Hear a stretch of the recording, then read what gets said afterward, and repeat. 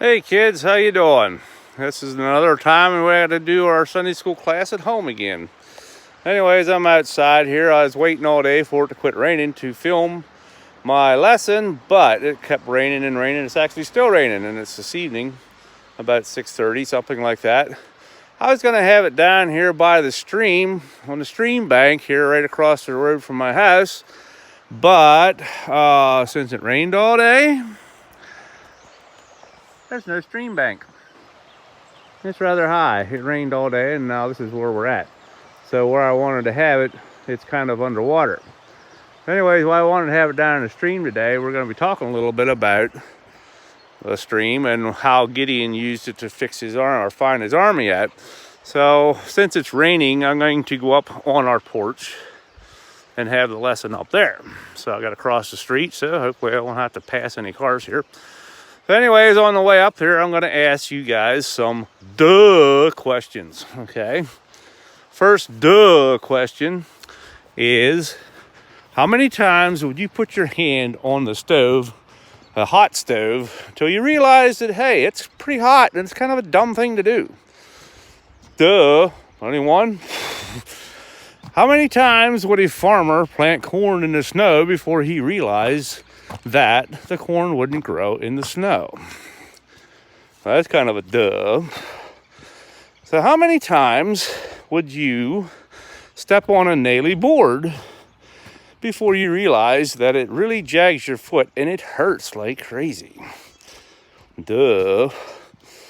And I had one more, but I can't think of it. But anyways, these are kind of some questions. I'm up here on my porch now, so I'm going to start echoing a little bit. That are kind of like no-brainer questions. They kind of want me to ask you guys, what are the Israelites thinking? I got my hand in it. But how many times is it going to take them to realize that when they fall away from God, it's a dumb thing to do? How many times did they fall away from Jesus or not follow God and they got back into captivity again? It happened all the time, like time after time after time, after one leader after one leader after one leader. They did it after Moses. They did it after Caleb. They did it after Joshua. Joshua, not Caleb. But anyways, it's kind of one of those things that they just keep falling away from God. When everything gets good, oh, we don't need God anymore. Who needs God? We don't need God. So then they get themselves into slavery and they have trouble again. So this time, after all of those judges of last week, and Deborah was the last one, and after she died, they went back into captivity again because they fell away from God again. Duh, they didn't learn their lesson yet. So hopefully someday they will learn their lesson. So today we're going to talk about Gideon. And Gideon was a leader that God rose up, and the lessons are in chapters, let me look at it here again just to make sure I get to it, 6 and 7. 6 and 7 is it talks about Gideon and his leadership. Well, if you know anything about Gideon, he was in the least of his tribe. His family was the least, and he was the youngest in his family, so it was kind of like the weakest of the weakest. Okay, so now, as you recall, whenever the Israelites were known as the feared army after Joshua led them across the Jordan, and they defeated all those kings all at one time, they were the feared bunch of people. They were the ones that nobody wanted to mess with. But whenever they fell away from God, they lost their power too. Now you think of David and some of the other leaders. David went out and saw the giant, and everybody else in the army of Israel was terrified. They couldn't imagine going out and fighting Goliath. But, you hear the song that David took a rock to a sword fight. He goes out there and said, "You come to me with sword and spear, I come to you in the name of the Lord." And that's the power behind David. David was a little teenage boy, 13, 14 years old, 15, I don't know how old he was. But he had God behind him because he had God in his heart and he knew the power of God. Joshua knew the power of God and he was behind him. And God helped them out because he knew the power of God.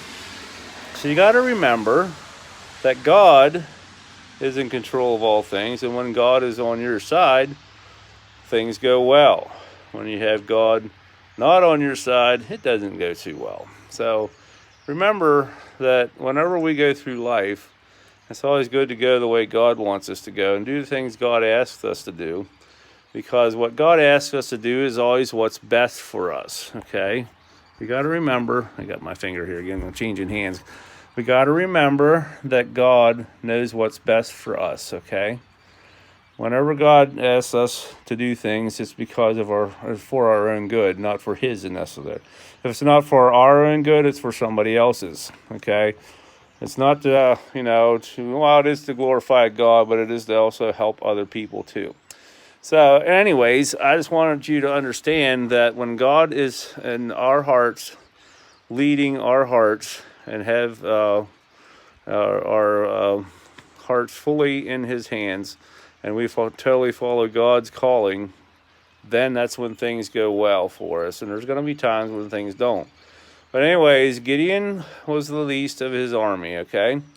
And so God asked him to lead. He was out thrashing in a wine press because there's a reason why he is doing that, okay? So remember I told you the Israelites used to be the feared army of the land. Nobody wanted to mess with them. But after they fell away from God, things had changed. They become the weak, and they were the laughing stock of the land, actually. So they hid up in the mountains, and they lived in caves and built little shelters up in the mountain because they were so oppressed by the Midianites that they got away from them. But then they planted all their crops out in the valleys, and so they would just come, what they called in the Bible, like a swarm of locusts, and just took everything that they had, all their crops, everything. All of the cattle, everything was taken away from them. And so you got to realize that there was not a whole lot for them to eat because it was all taken from them. And there's, of course, there we go again. Cried out to God. We remember how things were nice whenever we were following God. Our ancestors said about how things were really well, okay, whenever they followed God. So, why aren't we following God now? So Gideon said, well, I'm just the weakest of my clan. I'm the weakest of my family. Why are you asking me? And what do you think he asked Gideon? Why didn't he ask one of the higher-ups or the stronger people in the Israelite tribe? Why did he pick Gideon? Who all did God pick throughout the Bible times? He picked Mary, a little virgin 15-year-old, 16-year-old girl, to have Jesus. He always asked the people, like Moses was the starter and he wasn't really much of a leader, he thought. God chose him to lead the Israelites out of Egypt. God picks the people that trust on him and rely on him and not their own power. And so that's what's going to show a little bit here whenever we discuss this. So Gideon said he was there threshing and an angel appeared to him.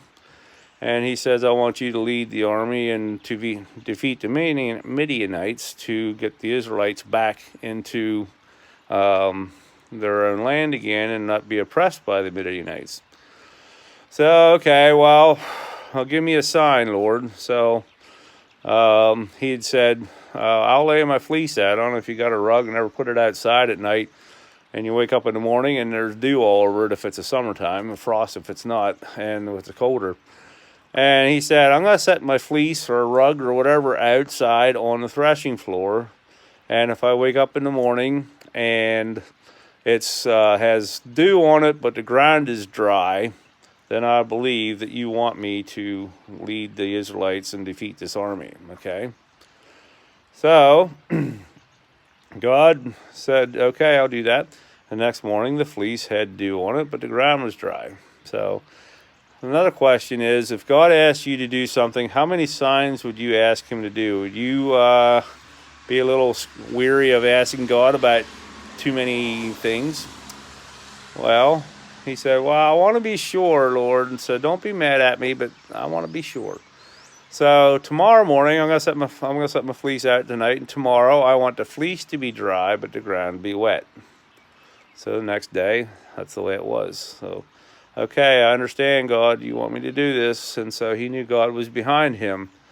So he gathered his armies together, and there was about 12,000 men, something like that. And so he said, that's too many people. And he said, well, what do you mean? This is a big army. He said, well, I said, I want you to understand that I'm going to fight this battle, not you. I don't want you guys going around saying that you beat them, that I did, okay? And I said, all right, so how are we going to do this? He said, well, I asked all of the people in the army, if they are afraid to fight, go send them home. So the question I wanted to say, I know most of the boys in my class and the next class up play baseball, okay? So if you're a captain of the team, how would you pick your team? Would you say, well, okay, so you had 60 boys, 100 boys, and you were allowed to pick 60 of them, or you had 60 of them that you chose.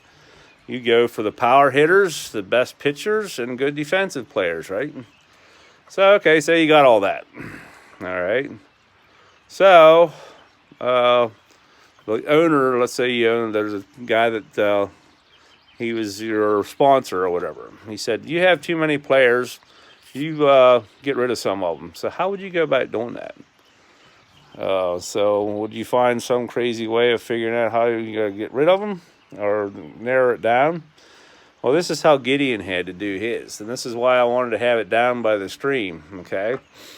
So I said, all right, so there was, I think there's 10,000 guys went home from being scared to fight. They didn't want to go, they were afraid. So they sent 10,000 people home and left 2,000 people there then, okay? So God said, that's still too many, got to get rid of some more. I said, well, how am I going to do this? And he said, well, he said, you go down, there's people lie down and drink out of the stream and see how they drink, okay? So some of them knelt down to drink out of the stream. Some of them cupped their hands and leapt it out like a dog. So I don't know how you would drink your water out of a stream, but I do not advise you to drink out of a stream anywhere because you'll probably get sick, especially now if you've seen the color of the stream beside me. But anyways, don't drink the water. But if how would you drink the water? Would you pull it in your hand? And I would probably put it in my hand and just drink out of my hand, but I don't think I'd lap it like a dog. But that's how all 300 guys did that. So those are the 300 guys that God wanted him to take, okay? So he did that, and so now he's down to 300 guys fighting this whole Midian army, and plus a whole bunch of other guys that were stealing their food. So he said they're right above the camp, and so they went down and they defeated. He had 300 trumpets for every guy, and they all blew their trumpets, and it scared everybody so bad in that other army that they actually started fighting themselves.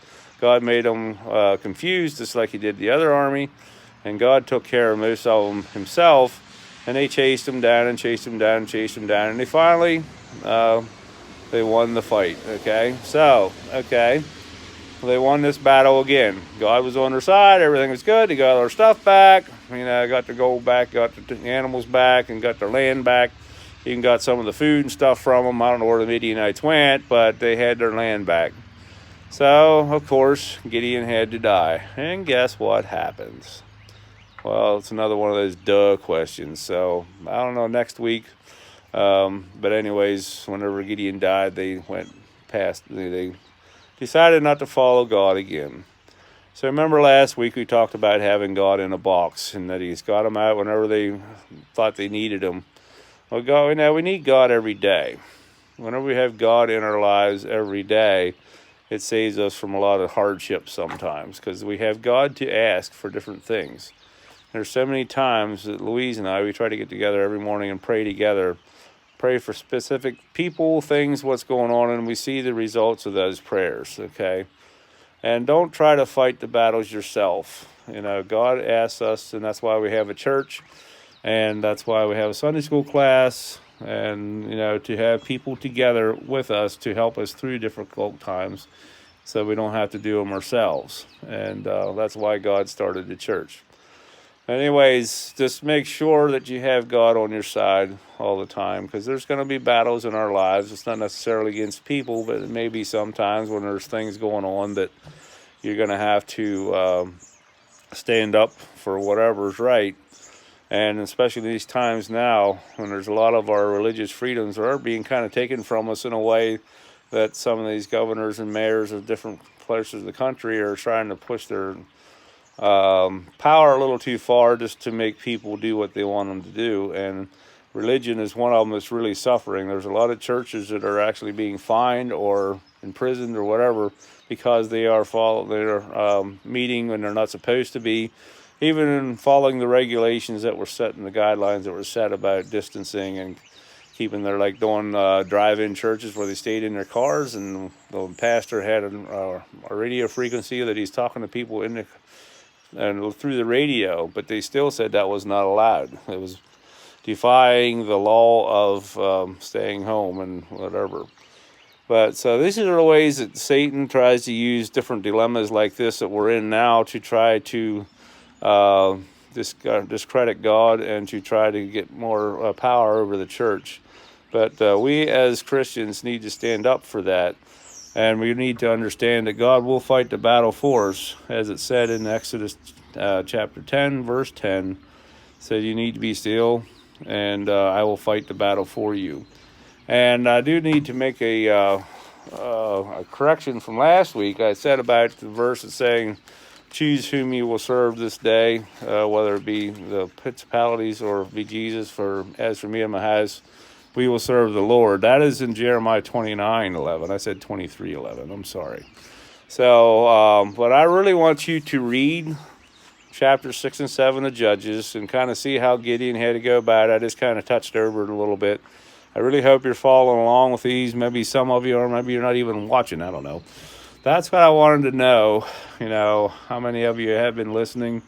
Like I said, I really miss everybody. I miss talking to everybody. I miss just being with you, seeing your smiles every Sunday. And it's just a joy that I'm really missing right now.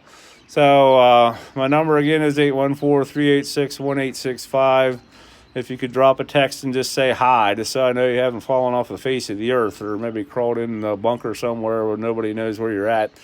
But I just wanted to know how you're doing, how everybody's staying healthy, I hope, how your schoolwork's going, and just drop a line and say hi. I would really appreciate that, because it's just like not seeing my sons if I didn't see them, which I'm going to follow pretty soon here in about 3 weeks. Isaac's going to go out to Kansas. He's going to finish school on the 22nd, and the 23rd, he's jumping on a plane out of State College and going to Kansas for the summer and for the fall. So I won't be seeing him for a while, and that's going to be pretty tough because I really appreciate having him around. We did everything together here on the farm, and but I'm happy for his experience too. But like I said, it's just a real hole in my heart that I don't see you guys or hear from you anymore.